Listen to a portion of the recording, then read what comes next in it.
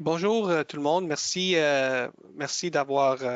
d'être avec nous cet après-midi pour notre webinaire éducatif. Mon nom est Gabriel Colassodo, je suis gestionnaire de l'éducation et des services aux patients pour Myelome Canada. Et notre webinaire aujourd'hui sera comprendre et suivre vos résultats de chaîne légère libre. Avant qu'on passe à la présentation, euh, j'aimerais remercier nos partenaires de l'industrie qui nous ont aidés à faire ces webinaires possibles. Sans leur appui, ça serait impossible de faire ces webinaires. Comme vous le savez, nous vivons des temps exceptionnels et pour ça, on a vraiment augmenté, on a bonifié notre programme éducatif virtuel. Notre prochain webinaire, ça serait en français, c'est le 3 juin. La santé bucco-dentaire et le myélome, ce que les patients et les proches aidants doivent savoir. Euh, ça va être avec le docteur Michel Fortin de l'Université Laval. C'est le 3 juin de 16 heures à 17 heures, heure Est. Alors, juste pour vous informer que tous nos webinaires sont enregistrés et une fois qu'ils sont enregistrés, on les applique sur notre site YouTube. Alors, sur youtube.com ou dans l'application de YouTube, dans la barre de recherche, vous tapez Myelome Canada. Un des premiers résultats que vous voyez, ça va être notre chaîne. On a un petit bouton Subscribe ici. Cliquant sur ce bouton, ça vous donne des notes. Chaque fois qu'on met une nouvelle vidéo sur la chaîne, euh, vous recevrez une notification de la nouvelle vidéo. De notre site web, myelome.ca, vous pouvez aussi avoir accès aux vidéos éducatifs. Alors, dans le menu en haut, vous cliquez sur l'onglet Ressources. Un menu va ouvrir et après ça, vous cliquez sur Vidéos éducatifs et les vidéos, ce lien va vous apporter à notre chaîne YouTube avec les vidéos. Comment poser des questions? Alors, pendant la présentation, s'il vous plaît, envoyez vos questions euh, sur votre logiciel GoToWebinar ici ou sur l'application sur votre téléphone ou tablette. Vous pouvez cliquer sur l'onglet Questions, taper la question. Une fois que vous avez fini la question, vous appuyez sur le bouton Send. Et moi, je recevrai les questions une fois après la présentation, je peux poser ces questions à notre présentateur. Alors, sans tarder, j'aimerais introduire Frank Courjal, qui est directeur des affaires scientifiques pour Binding Site. Bonjour Frank, merci beaucoup pour avoir pris le temps aujourd'hui pour faire cette présentation pour nous. Bonjour. Merci de me permettre d'utiliser cette plateforme pour discuter un petit peu de sujets qui importent beaucoup pour les gens qui ont le myélome multiple. Je voudrais aussi remercier Myelome Canada de donner l'opportunité de pouvoir rester connecté dans cette période un peu troublée. Et puis j'espère que pour nos auditeurs, ils ont trouvé une place bien fraîche parce qu'aujourd'hui, moi au Québec, c'est plutôt la canicule. Aujourd'hui, on va donc parler des chaînes légères libres et puis ce que je voudrais arriver à faire avec vous, c'est de comprendre et que vous arriviez à comprendre ce que sont les chaînes légères libres et pourquoi elles sont importantes de suivre vos résultats de chaînes légères libres. Pour ce faire, je vais être obligé de vous apporter un certain nombre d'informations que certains connaissent déjà par rapport au myélome, donc une sorte de background sur le myélome multiple et les gammapathies monoclonales. Après, on va voir aussi pourquoi est-ce que l'on teste et pourquoi on vous demande, on fait un certain nombre d'analyses avant d'en arriver à notre troisième chapitre, je dirais, concernant l'utilité des chaînes légères libres et à quel point elles peuvent être importantes pour votre maladie et pour le suivi de votre maladie. Puis, je terminerai en dernier lieu en discutant des urines qui sont à l'heure actuelle recommandées et toujours demandées par vos physiciens. Et puis, je pense que c'est important de savoir pourquoi elles sont demandées et qu'est-ce que ça peut apporter ou au contraire, est-ce que c'est vraiment nécessaire. Donc, sans plus attendre, on va commencer par qu'est-ce que le myélome? Donc en fait, le myélome, c'est une tumeur des plasmocytes qui sont situés dans la moelle osseuse. Alors qu'est-ce que c'est que la moelle osseuse? C'est un tissu qui se trouve à l'intérieur de votre os, dans lequel se développent en fait toutes les cellules de votre système sanguin, donc de votre sang. Et il y a trois types de cellules, les globules rouges, les globules blancs et les plaquettes. Et les globules rouges, c'est ceux qui vont emporter l'oxygène à votre corps et à vos organes qui sont nécessaires. Les plaquettes, c'est celles qui vont permettre de coaguler lorsque vous vous blessez. Et les globules blancs, grosso modo, c'est toutes les cellules qui vont vous permettre en fait de nettoyer l'ensemble de votre corps et d'assurer un bon système immunitaire. Et parmi ces globules blancs, il y a des catégories qu'on appelle les lymphocytes B et qui, eux, en se différenciant, deviennent des plasmocytes. Et ces plasmocytes, qu'est-ce qu'ils font? Ben, ils produisent des anticorps. Ce sont des petites usines qui produisent des anticorps et ou qu'on appelle aussi des immunoglobulines ou des gamma-globulines. Je pense qu'à l'heure actuelle, vous avez dû entendre parler beaucoup de cette notion d'anticorps et de gamma-globulines, justement avec le Covid. Puis c'est ce qui va nous permettre un peu de comprendre un petit peu pourquoi c'est si important. Donc une cellule plasmatique fabrique une immunoglobuline ou un anticorps. Ça se représente généralement, c'est une protéine qui se représente sous la forme d'un Y parce que sa forme tridimensionnelle dans la vraie vie, c'est ça, c'est une forme de Y. Et elle est composée de deux chaînes lourdes qui sont identiques et de deux chaînes légères. Les deux chaînes lourdes vont déterminer le type d'immunoglobuline. Donc ça peut être G, A, M, D ou E. Les G sont les plus abondantes, aux alentours de 70%. Les A sont aux environs de 15 à 20%. Et puis les M entre 1 et 5%. Et puis D et E sont beaucoup plus rares. Et puis, associé à ces chaînes lourdes, vous avez les chaînes légères qui sont à côté, qui sont de deux types, qui peuvent être des chaînes kappa ou des chaînes lambda. Et c'est ça qui vont vous donner le type d'immunoglobuline qui est fabriqué par la cellule plasmatique, des IgG kappa ou des IgG lambda, des IgA kappa, des IgA lambda. Et c'est comme ça qu'on caractérise en fait le type de protéines fabriquées par les cellules plasmatiques. La chose importante, c'est qu'une cellule plasmatique produit un seul type d'immunoglobuline. Donc, ça va être une IgA kappa spécifique ou une IgG kappa spécifique par cellule.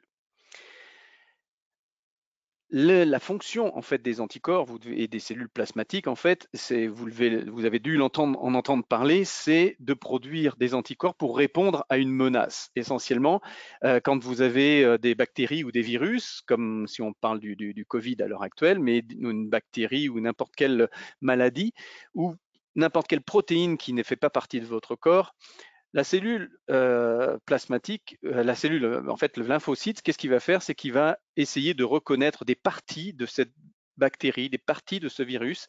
Et puis, s'il y a un lymphocyte ou une cellule B qui va reconnaître une de ces parties de bactéries ou de virus, ça va se mettre à s'amplifier, à se développer, à se reproduire beaucoup et à produire énormément d'anticorps pour éliminer en fait la bactérie, le virus ou la protéine qui est non désirée.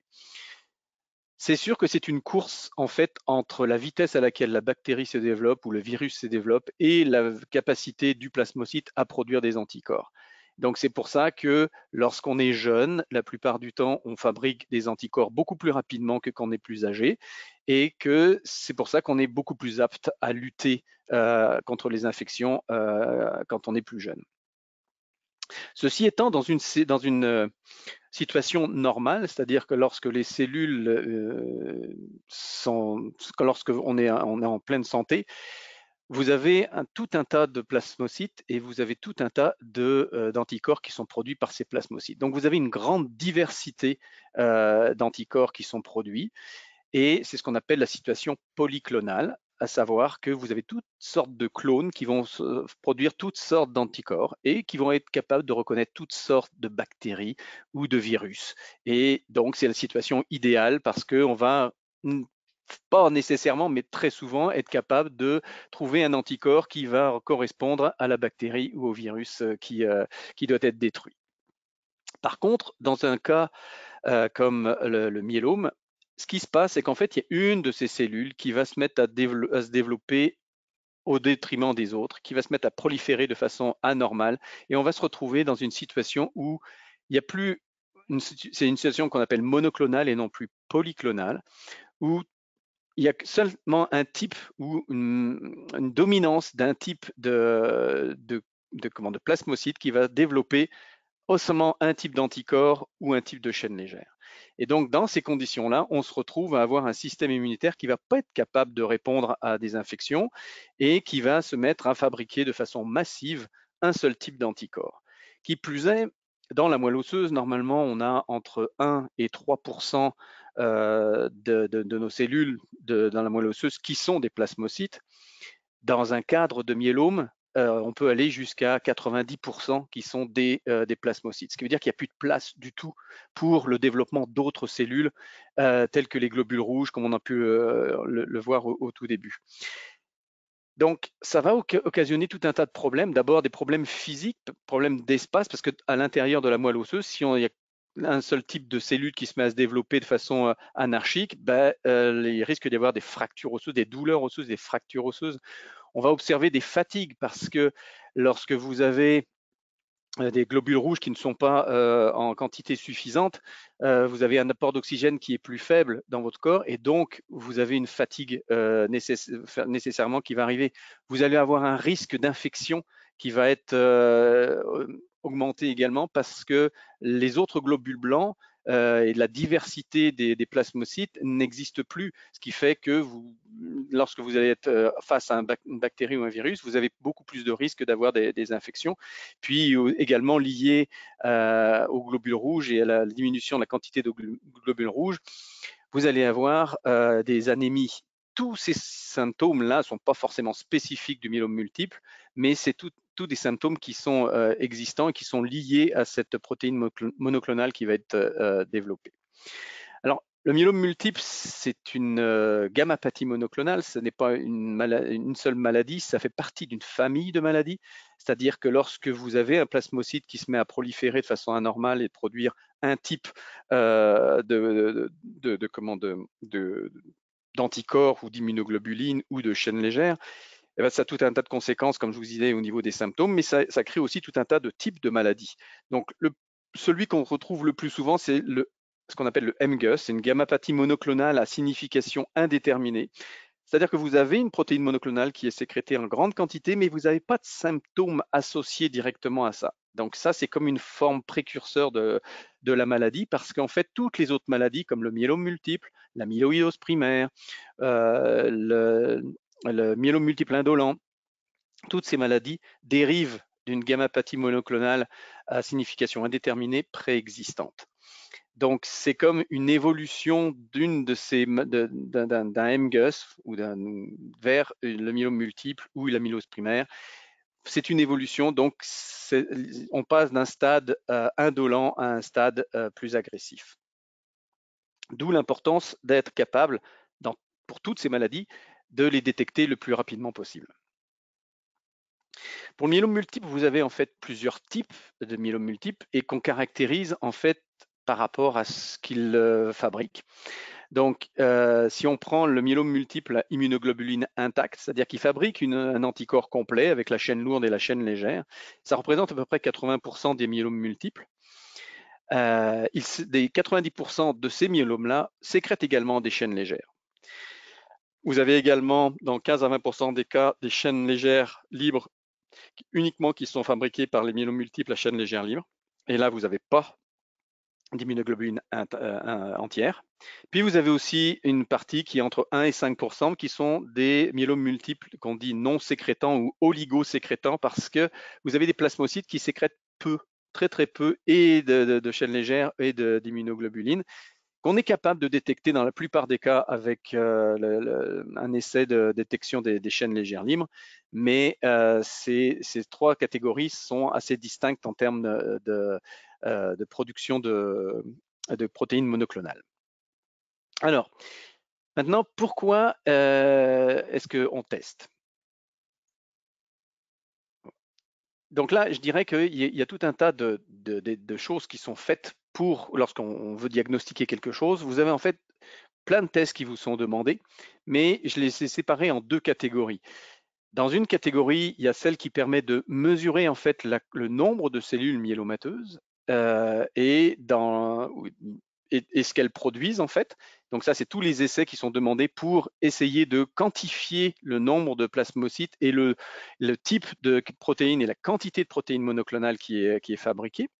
Puis de l'autre côté, il y a tous les tests qui regardent en fait le dommage qui peut être causé aux organes, comme par exemple le calcium qui est directement relié avec la santé de vos os, l'hémoglobine qui est directement relié avec la quantité de globules rouges que vous avez, donc qui est relié à l'anémie, la créatinine qui est reliée à l'état de vos reins. Donc en fait, tous ces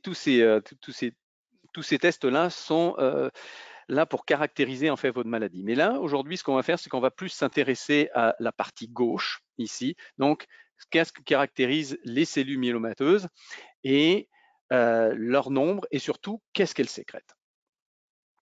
Donc, la première chose, le nombre, je pense que vous avez tous passé par ce genre d'analyse, donc qui consiste à faire une biopsie de moelle osseuse.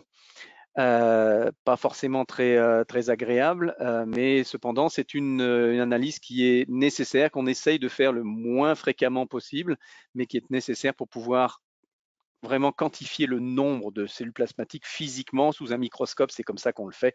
On est capable d'aller mesurer le nombre, de compter le nombre de cellules plasmatiques monoclonales. Donc ça, c'est une analyse que vous avez sans doute dû subir. Comme je vous dis, pas toujours agréable, mais qui est incontournable à un moment donné de l'évolution de votre maladie. Le deuxième test qui est demandé la plupart du temps pour savoir qu'est-ce que la protéine, le plasmocyte fabrique, c'est l'électrophorèse des protéines du sérum. Dans votre sérum, vous avez tout un tas de protéines qui circulent, et notamment les plasmocytes sécrètent tout un tas de protéines que l'on peut éventuellement mesurer. Alors la technique, elle est simple. On vous fait une prise de sang, on isole, on enlève les cellules et on garde juste le liquide, ce qu'on appelle le sérum. Et puis ce sérum-là, on va le déposer dans un gel, comme une sorte de jello, si vous voulez, et sur lequel on va appliquer un champ électrique. Et en appliquant ce champ électrique, étant donné que les protéines sont chargées et ont des tailles différentes, elles vont migrer dans ce gel, dans le jello, et elles vont se séparer en fonction de leur taille et de leur charge électrique. Ce qui va nous permettre de voir quoi? En fait, un profil de protéines. Et généralement, dans l'électrophorèse de protéines, vous avez 5 à 6 pics qui sont caractérisés avec l'albumine, l'alpha 1, l'alpha 2, le bêta et le gamma. Et puis, dans tous ces pics-là, on connaît à peu près les protéines qui sont présentes. Et notamment les immunoglobulines ou les anticorps, on les trouve en fait dans la partie gamma de l'électrophorèse de protéines.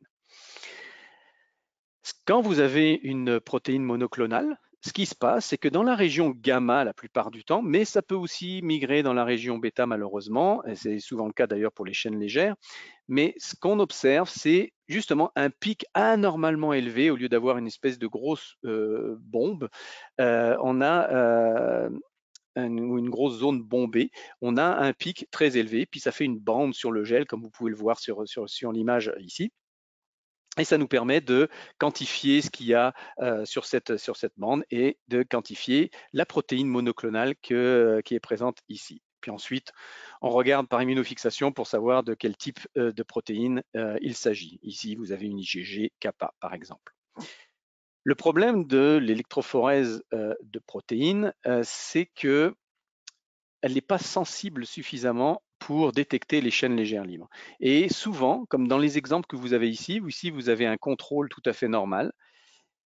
Tous les autres exemples qui sont à côté, les 9 autres pistes, sont des patients pour lesquels il est très difficile d'identifier une bande monoclonale. Il n'y a pas véritablement une bande dans laquelle on peut vraiment quantifier une protéine monoclonale. Et pourtant, lorsqu'on teste, on utilise le test des chaînes légères libres, on se rend compte que tous les résultats sont très anormaux.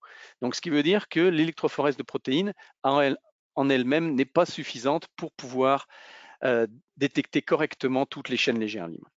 Donc, c'est pour ça qu'il y a un test qui a été développé dans les années 2000 le test Freelight, qui consiste en un antisérum polyclonal qui est développé chez le mouton et qui est dirigé contre les chaînes légères libres. Cet antisérum, il est capable de détecter une zone ici sur la chaîne légère, mais cette zone-là n'est pas accessible à l'antisérum lorsque la chaîne légère est liée à la chaîne lourde. Par contre, lorsque la chaîne légère est libre, on peut détecter des chaînes légères kappa et des chaînes légères lambda. Et puis, ce qu'on fait, généralement, c'est comme on connaît les valeurs normales pour les chaînes légères kappa et pour les chaînes légères lambda et ainsi que pour le ratio, on compare les résultats qu'on obtient à ces valeurs normales pour savoir si on est dans une situation monoclonale ou polyclonale. Donc, si je donne ici, par exemple, quelques exemples de ce qu'on peut observer. Ici, dans ce premier exemple, vous avez un patient qui a présenté un problème de fatigue et pour lequel il n'y a pas eu de protéine monoclonale qui a été détectée par électrophorèse de protéines sériques. Si on regarde au niveau de ces résultats de chaîne légère, ce qu'on observe, c'est que c'est normal pour le kappa, c'est normal pour le lambda et c'est normal pour le ratio. Donc la conclusion pour ce type de résultat, c'est que apparemment, les chaînes légères libres ici nous indiquent qu'il n'y a aucune évidence qu'il y a de chaînes légères monoclonales pour ce patient-là. En revanche, si on prend le résultat pour ce deuxième échantillon, c'est une personne qui avait des douleurs dorsales et puis qui présentait également des symptômes de fatigue, pour lequel une protéine monoclonale avait été détectée sur électrophorèse de protéines sériques. Et lorsqu'on regarde les chaînes légères libres, on observe que les chaînes kappa sont très élevées, les chaînes lambda sont normales et le ratio est très élevé également. Donc, pour un tel patient, les résultats de Freelight indiquent que la présence d'une chaîne légère kappa. Donc, pour terminer, je vais vous donner un troisième exemple, mais je pense que vous avez compris comment ça fonctionne. Ici, vous avez un patient qui avait des symptômes de fatigue, des douleurs osseuses et une faible trace de protéines monoclonales qui était observée sur l'électrophorèse de protéines sériques. Mais si vous regardez les chaînes légères libres, ce qu'on se rend compte, c'est que les kappa sont anormalement bas. Donc, il y a sans doute comme une immunosuppression chez ce patient-là, c'est-à-dire qu'il ne fabrique plus autant d'anticorps polyclonaux qu'il devrait. Il y a également une chaîne lambda qui est très élevée, avec 220 mg par litre, ce qui nous donne un ratio qui est très faible et qui correspond donc à la présence d'une chaîne légère libre monoclonale lambda. Voilà comment on peut interpréter les résultats. Donc, vous avez grosso modo 3 chiffres à interpréter. Vous avez un ratio, donc un rapport de kappa lambda. Puis après, vous avez 2 chiffres qui correspondent à la concentration qu'on observe pour les kappa et pour les lambda. Donc là, ça nous permet d'avoir une vue globale sur comment arriver à interpréter ces résultats de Freelight. Mais maintenant, quelle est vraiment l'utilité de ces chaînes légères libres et comment est-ce qu'on les utilise dans la vie normale? Comme je vous disais tout à l'heure, la sensibilité de l'électrophorèse de protéines, elle n'est pas extraordinaire et notamment au diagnostic. Lorsque on est au diagnostic, c'est souvent à ce moment-là qu'on a des niveaux de protéines monoclonales les plus élevés. Donc c'est là normalement qu'on devrait avoir la plus grande capacité à détecter les patients qui sont atteints de gammapathie monoclonale. Mais ce qu'on observe, c'est qu'en fait, l'électrophorèse de protéines toute seule, elle est capable de détecter 88% des myélomes multiples et 66% des amyloïdoses primaires. Donc, ce qui est quand même pas extraordinaire comme résultat. Si c'est un myélome multiple avec une immunoglobuline intacte, donc un anticorps complet, là, on a des résultats qui sont quand même meilleurs puisqu'on arrive à 97% de détection au diagnostic. Par contre, si c'est un myélome multiple avec des chaînes légères, on tombe à 61%. Et puis, si c'est un un myélome multiple oligosécrétant, donc qui sécrète très peu de protéines monoclonales, ben là, on détecte rien du tout avec l'électrophorèse de protéines. Donc, c'est pour ça qu'on utilise Freelight en combinaison avec l'électrophorèse de protéines, comme ça a été démontré dans une publication qui a été faite par le groupe de la clinique Mayo, par le docteur Katzmann. On observe que si on utilise Freelight avec l'électrophorèse de protéines au diagnostic, ben on arrive à 100% de détection des patients qui ont un myélome multiple et 96%, comparé aux 66% si on utilise l'électrophorèse protéine seule, donc 96% des amyloïdoses. Donc, c'est pour ça qu'on doit utiliser au diagnostic ce test-là et pour permettre en fait de diagnostiquer rapidement tous les patients. On utilise aussi ce test-là pour suivre la réponse au traitement, puis après je vais vous montrer des exemples comment suivre la réponse au traitement par rapport aux chaînes légères Lyme et quel est l'avantage par rapport à juste l'électrophorèse de protéines. On utilise également ce test-là pour ajuster la thérapie, parce qu'en fonction de la réponse que vous avez à votre traitement, comme on a une réponse qui est souvent très rapide avec le Freelight, le médecin peut ajuster la thérapie en fonction de la réponse qu'il observe. Également, comme le myélome multiple, c'est une maladie qui est considérée de plus en plus comme chronique, on est traité, on rentre en rémission, puis souvent il y a une rechute. Quand on est en rémission, ce qu'on veut, c'est détecter la rechute le plus rapidement possible. Donc, on a besoin de tests sensibles pour ça. Et les chaînes légères libres, l'essai des chaînes légères libres permet effectivement de détecter rapidement la rechute lorsqu'on est en rémission. Et enfin, pour se conformer aux recommandations des lignes directrices qui sont internationales et canadiennes, parce que les lignes directrices recommandent l'utilisation de Freelight pour le diagnostic et le suivi des gammopathies monoclonales. Maintenant, justement, en parlant des lignes directrices, à l'heure actuelle, ce sont les suivantes. Pour dire que vous avez un myélome multiple, vous devez avoir plus de 10% de protéines monoclonales associées à soit ce qu'on appelle un événement définissant le myélome. Un événement définissant le myélome, c'est anciennement les critères CRAB qu'on disait, donc c'est avec une calcémie élevée, beaucoup de calcium, une insuffisance rénale ou une anémie, donc un problème de globules rouges, ou des lésions osseuses, donc des fractures comme on peut en observer dans le cas de myélome multiple.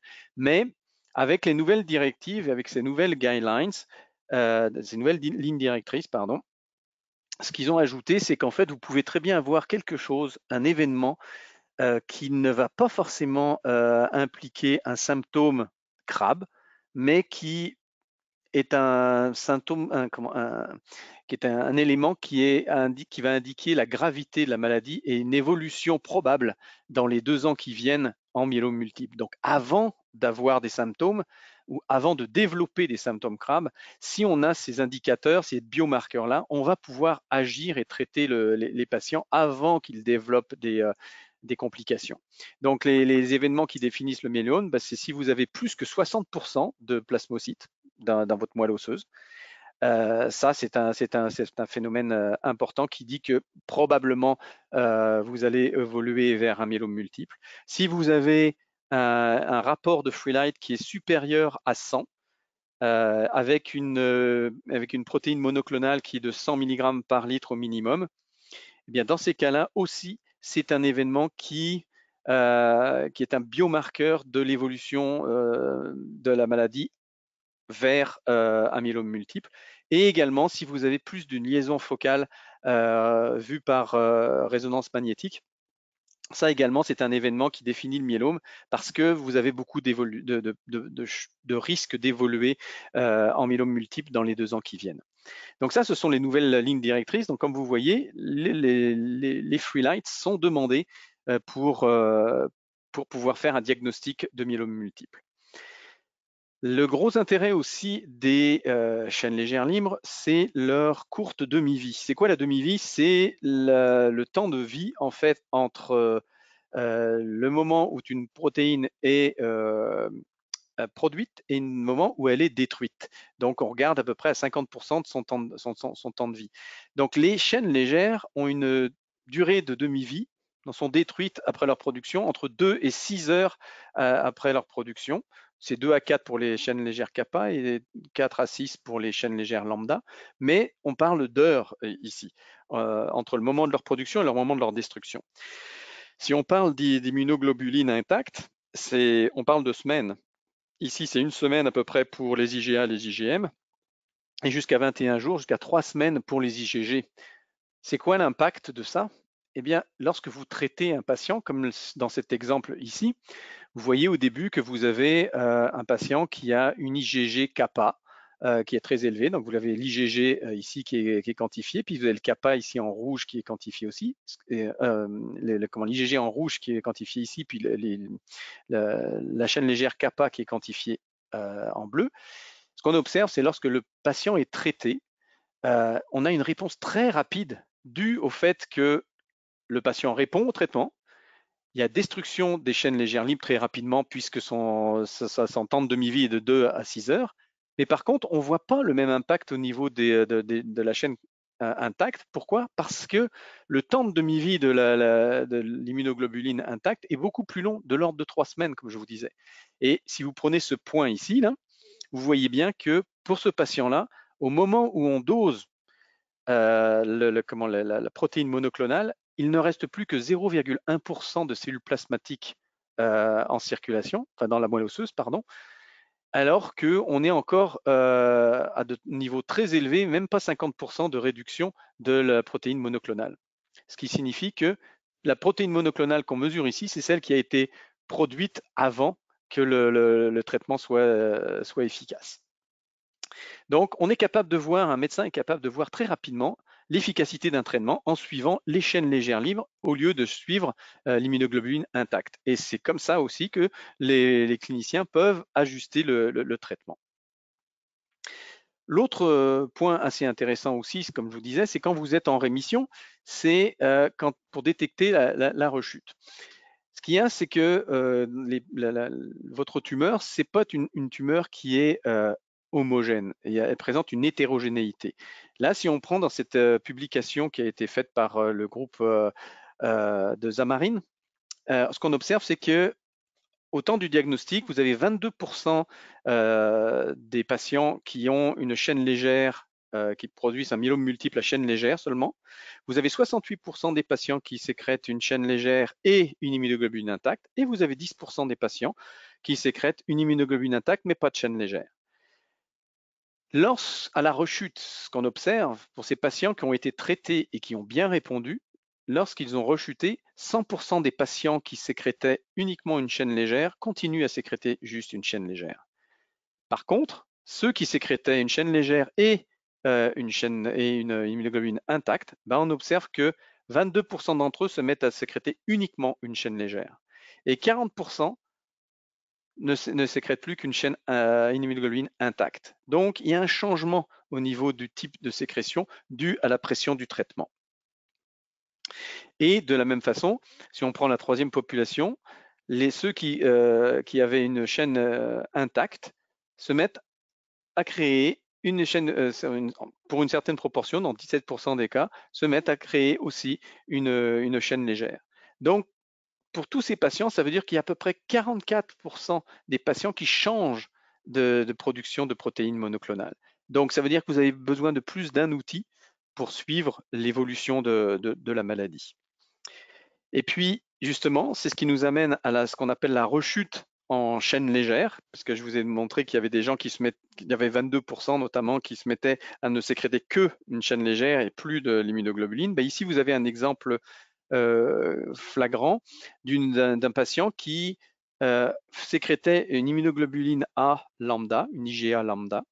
Et comme vous pouvez le voir, au début, la IgA lambda était très élevée, puis vous avez aussi les lambda qui sont sécrétés ici. Et le patient répond très bien au traitement de bortezomib, puisqu'il normalise quasiment son résultat. Par contre, après 1 an à peu près, lorsqu'on a cessé les traitements, ce qu'on observe, c'est que le patient rechute, malheureusement, mais que cette rechute ne se fait pas avec des IgA lambda, mais se fait avec uniquement la chaîne légère lambda, comme vous pouvez le voir en rouge ici. Donc ça c'est ce qu'on appelle la rechute en chaîne légère. Donc ça, c'est important à savoir parce que ça veut dire que si vous aviez utilisé que l'électrophorèse de protéines, vous auriez pu manquer la rechute en chaîne légère. Et puis, ce n'est pas un phénomène qui est rare parce que selon la publication de Brioli, ce qu'on observe effectivement, c'est que si vous avez une immunoglobuline de type G, dans 6,5% des cas, vous avez des risques de rechute en chaîne légère. Et si vous avez une immunoglobuline de type A, ce risque de rechute monte à 20% environ. Ce qui veut dire que, grosso modo, le risque d'évoluer, d'avoir une rechute en chaîne légère est d'à peu près 10% pour l'ensemble des myélomes multiples. Et puis, effectivement, les urines ne sont pas non plus le meilleur outil pour pouvoir détecter ça, mais je vais y revenir un petit peu plus tard. Et enfin, le dernier point qui est particulièrement intéressant pour l'utilisation des chaînes légères, c'est de suivre en fait si vous êtes capable de normaliser vos chaînes légères lors du traitement. Pourquoi? Parce qu'en fait, c'est ce qu'essayent d'obtenir les médecins lorsqu'ils vous traitent, c'est d'arriver à avoir la meilleure réponse possible. Meilleure réponse possible, ça veut dire se rapprocher le plus possible de ce qu'on appelle la réponse complète stringente, c'est-à-dire vous aviez plus de protéines monoclonales qui est produite, et vous vous retrouvez avec un niveau de cellules plasmatiques très très faible.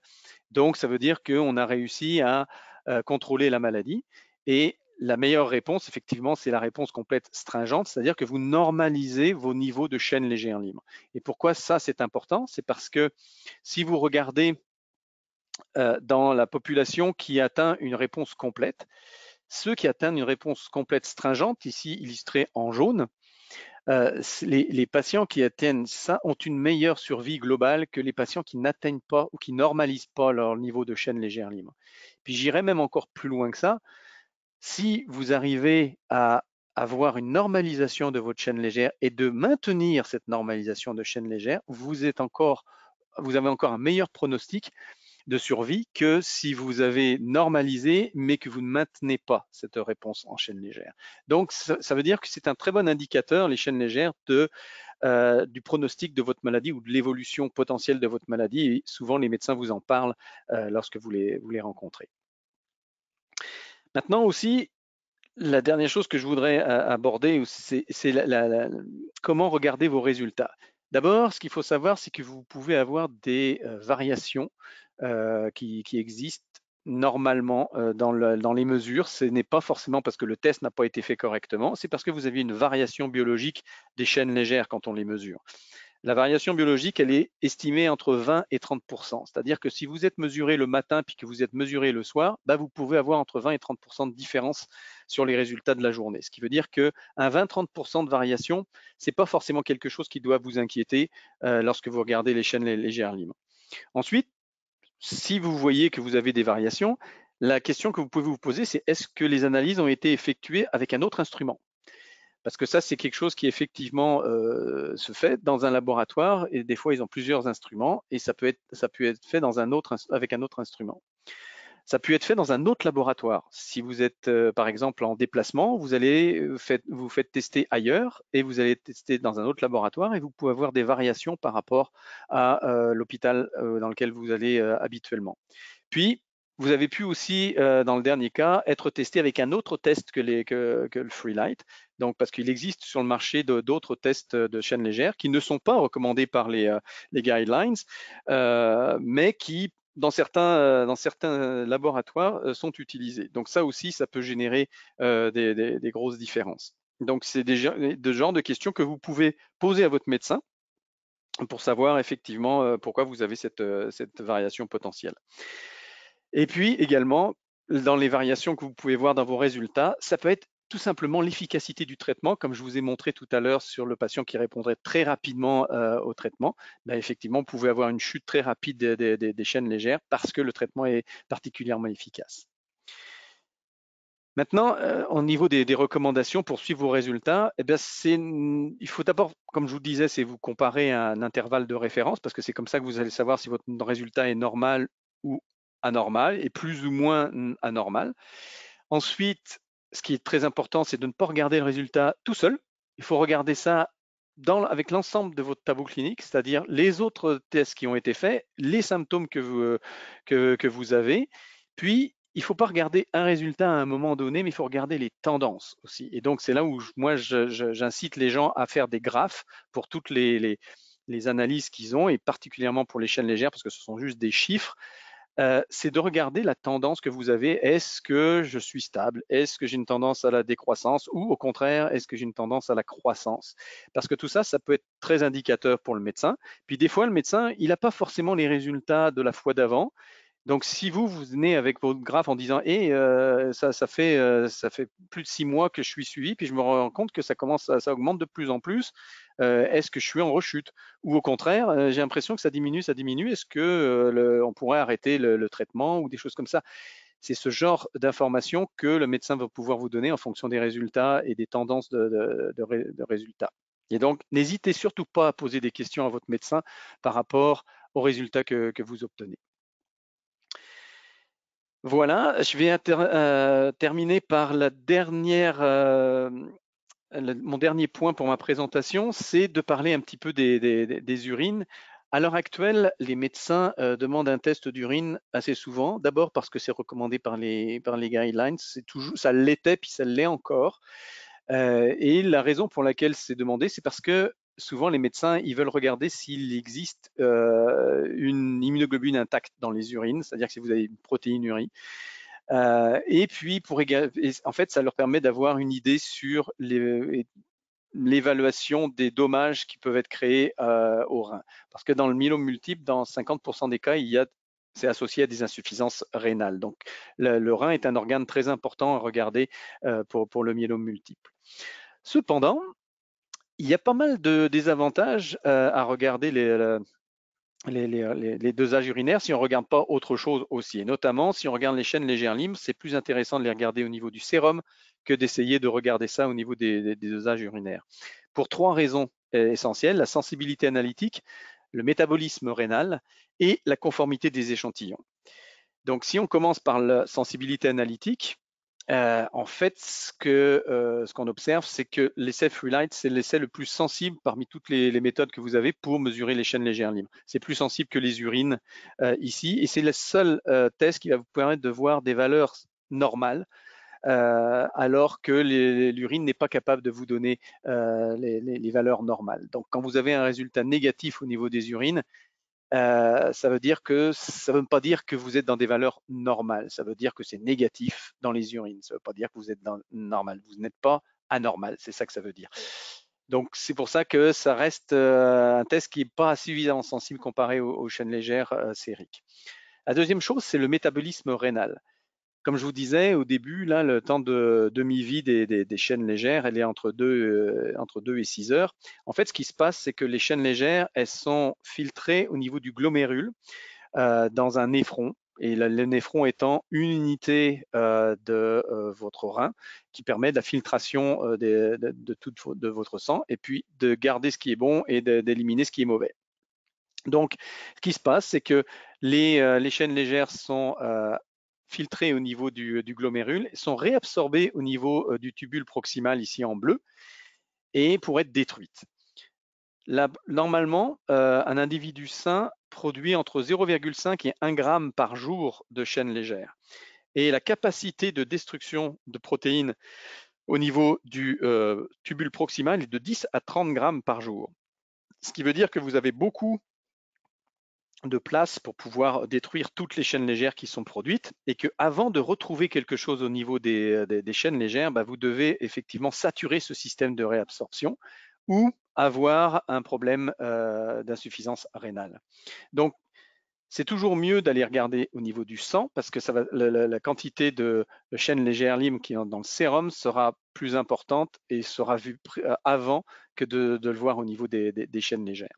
Puis, c'est plus informatif aussi par la sensibilité, comme vous pouvez le voir sur ces exemples. Des fois, si vous utilisez les chaînes légères et les chaînes dosées dans les urines ou dosées dans le sérum, ce qu'on observe, c'est qu'on a le même type de réponse. Ici, vous pouvez voir les courbes bleues et rouges sont superposées. Par contre, dans d'autres cas, les urines ne vous donnent absolument aucune information, alors que les chaînes légères varient comme dans les exemples 3 ou 4, et ce qui donne de l'information au médecin. Donc, d'où l'avantage de regarder les chaînes légères au niveau du sérum et non au niveau des urines. Et l'autre dernier point, c'est la conformité des échantillons urinaires. Dans plusieurs études qui ont été regardées jusqu'à présent, ce qu'on observe, c'est que les échantillons urinaires qui sont fournis, lorsqu'ils sont fournis, ne sont pas conformes. À savoir que généralement, on vous demande des échantillons 24 heures d'urine, mais souvent, on se retrouve avec des 16 heures, 18 heures, 22 heures, quelques heures. Donc, ce qui fait que au niveau de la conformité, dans 2/3 des cas, la conformité n'est pas là, ce qui veut dire que la fiabilité de l'échantillon en partant n'est pas là. Donc, la fiabilité du résultat d'analyse ne sera pas au rendez-vous non plus. D'où l'importance de regarder les chaînes légères au niveau du sérum et non pas au niveau des urines. Voilà, c'est ce que je voulais dire sur les urines. Donc, en résumé de ma présentation, je vous dirais que le Freelite est recommandé dans les lignes directrices internationales et canadiennes, aussi bien pour le diagnostic que le suivi et le pronostic du myélome multiple. Et ça vous permet, et elles sont recommandées en fait parce que vous avez une évaluation rapide de la réponse, ce qui permet aux médecins de rapidement s'adapter en fait à la réponse et adapter le traitement à la réponse, ou d'être juste conforté par la réponse que le patient peut avoir au traitement.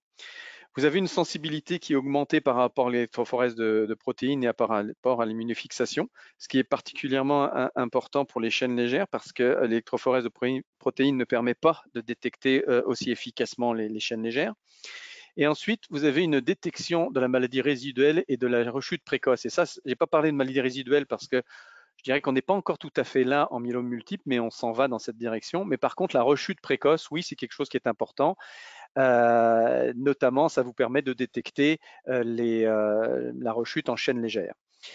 Et ça vous permet de voir la détection de l'évolution clonale lorsqu'elle est combinée aux mesures des immunoglobulines.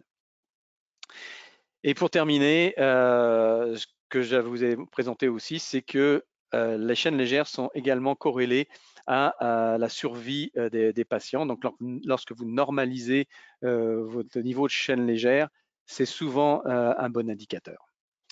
Voilà, c'est ce qui termine ma présentation. Et maintenant, si vous avez des questions, n'hésitez pas.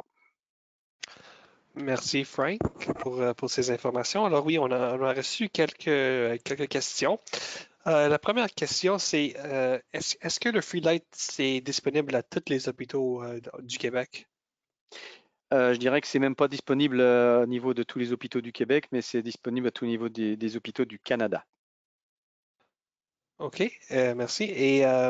Quelle sorte de médecin peut commander ce test? Est-ce que c'est vraiment un spécialiste comme un hématologue ou est-ce que le médecin de famille pourra peut-être même commander un test Freelite? C'est une très bonne question. Je dirais que je vais répondre, je vais faire une réponse un peu de normand comme je suis français. C'est-à-dire que c'est oui et non. C'est-à-dire que ça dépend des institutions. Il y a des institutions qui permettent, des institutions et des provinces qui permettent à n'importe quel médecin de demander les chaînes légères libres. Et puis, il y a des institutions qui restreignent la demande des chaînes légères libres aux hématologues ou aux néphrologues. Donc, il y a tous les cas de figure. Ça dépend vraiment des endroits où on va. Et c'est en fait je dirais que quand vous êtes suivi par un médecin hémato-oncologue, la plupart du temps, ces tests-là sont demandés de façon régulière et puis automatique parce que la plupart des médecins hémato-oncologues suivent les lignes directrices canadiennes et donc il n'y a pas de souci. C'est plus au niveau du diagnostic quand c'est un médecin, vous allez voir un médecin qui n'est pas spécialisé, quand c'est un médecin de famille, c'est plus à ce niveau-là que les chaînes légères libres ne sont pas toujours demandées, soit parce que le médecin de famille n'est pas au courant de l'importance de ce test-là, soit parce qu'il sait que ça va être fait par l'hématologue plus tard. La problématique de ça, et puis ça j'en ai discuté plusieurs fois avec des hémato-oncologues, c'est que si l'hémato-oncologue n'a pas l'information nécessaires au départ lorsqu'on lui adresse un patient qui a potentiellement un myélome multiple, mais qui n'a pas les résultats de chaîne légère libre, qui n'a pas d'autres résultats comme la créatinine qui renseigne sur l'état de rein du patient ou des choses comme ça. C'est très difficile pour l'hémato-oncologue de prioriser ce patient-là par rapport à des patients qui ont un résultat de chaîne légère qui est catastrophique et qu'à ce moment-là, c'est quelqu'un qu'il faut voir tout de suite, le plus vite possible dans le mois qui vient. Alors que si on n'a pas ces résultats-là, on a une grosse question. Est-ce que je le vois dans 3 mois? Est-ce que je le vois dans 6 mois? Est-ce que je dois le voir tout de suite? Donc, c'est plus problématique pour l'hémato-oncologue, en fait, de faire une décision, de faire la bonne décision, parce qu'il n'y a pas tous les éléments pour pouvoir prendre la décision de la vitesse à laquelle il doit rencontrer ces patients-là. Merci Frank. Alors, la prochaine question ici, est-ce qu'il y a un contexte où on doit faire plus souvent des tests Freelite, par exemple, pendant le traitement d'induction CyBorD avant une greffe, ou est-ce qu'il y a des contextes spécifiques où c'est indiqué de les faire plus souvent? En fait, là aussi, il y a des recommandations qui sont faites et puis en fait, ça dépend de chaque patient, ça dépend de la gravité de sa maladie. Moi, je ne suis personnellement pas médecin, donc c'est pas moi qui peut décider de la fréquence à laquelle doivent être testés les free light, mais à des endroits, à chaque fois qu'il y a une analyse qui est faite, comme je prendrais par exemple à Toronto, puis à l'Institut anti-cancer de Toronto, à chaque fois qu'il y a une demande d'analyse qui est faite, il y a une chaîne légère qui est demandée. Il y a d'autres institutions dans des petits hôpitaux où ils ne demandent pas systématiquement et le suivi est fait plus aux 6 mois que à chaque fois. Donc je dirais que c'est un peu au cas par cas, mais pour moi, et puis vous allez me dire que je suis peut-être biaisé parce que je fais partie de la compagnie, mais pour moi, il me semble que c'est un résultat qui est sensible et qui permet véritablement de suivre l'évolution de la maladie. Donc moi, je me priverai pas de le recommander à chaque fois. C'est sûr que ça sert à rien de le faire 3 fois dans le mois, mais je dirais que pour les patients qui sont suivis entre 1 et 3 mois, ça vous permet d'avoir une bonne indication. Parfait, merci. Euh, Est-ce que vous pouvez peut-être juste expliquer un peu plus c'est quoi la maladie résiduelle? Est-ce que ça veut dire une présence très faible? Voilà, c'est ça. En fait, la maladie résiduelle, c'est quand on mesure, vous avez des cellules plasmatiques qui ont tendance à proliférer, vous avez un clone qui se développe, puis quand on traite ce clone-là, on essaye de le réduire au maximum jusqu'à le faire disparaître le plus possible, c'est-à-dire qu'on soit plus capable de détecter plus d'une cellule pour 100 000 ou plus d'une cellule anormale pour 1 million. C'est à peu près ça qu'on regarde à l'heure actuelle. C'est les sensibilités qu'on atteint à l'heure actuelle.